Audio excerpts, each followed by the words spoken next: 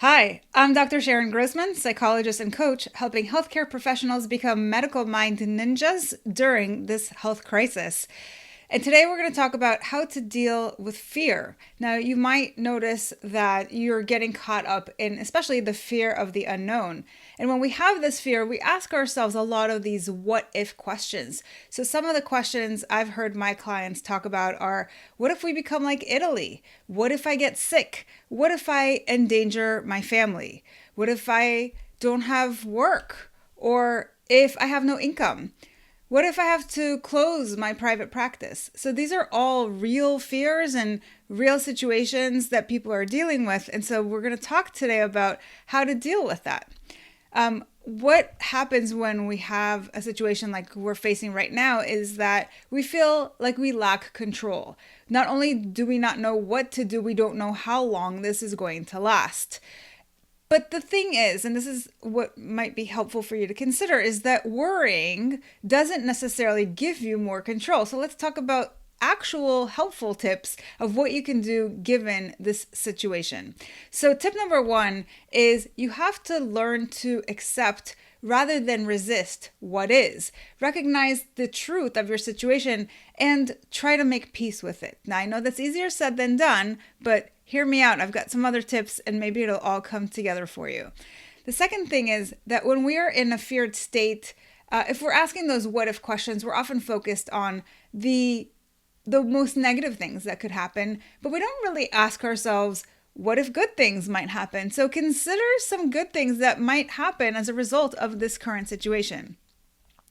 Also, when we're in a feared state, we're focusing on the problem. And what I encourage you to do here is try instead to focus on a solution. And who do you want to be so that you can be of service to other people? When we are full of fear, we shut down, we want to run away, we want to hide. And that's obviously not helpful because there is so much that you can do to help in this situation. And we want you to be optimally prepared, right? And so a lot of these videos are going to talk about how to help you get to that optimal state so that you can, take care of yourself and be able to take care of other people in that process.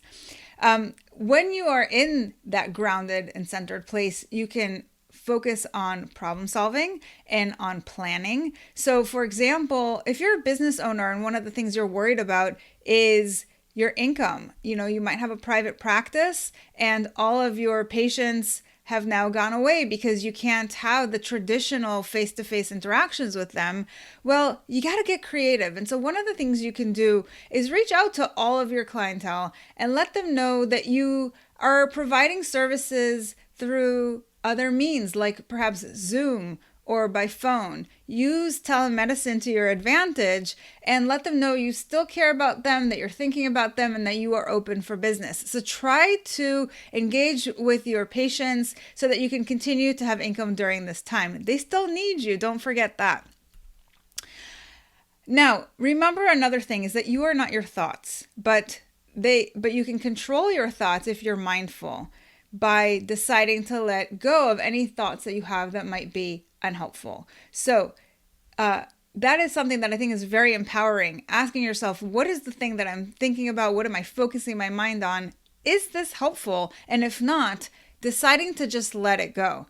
Now, the alternative, of course, is that if you become your thoughts, you are creating a self-fulfilling prophecy, right? You might then procrastinate, you might be more passive and inactive, and it might be harder for you to make decisions. So focus on more helpful thoughts.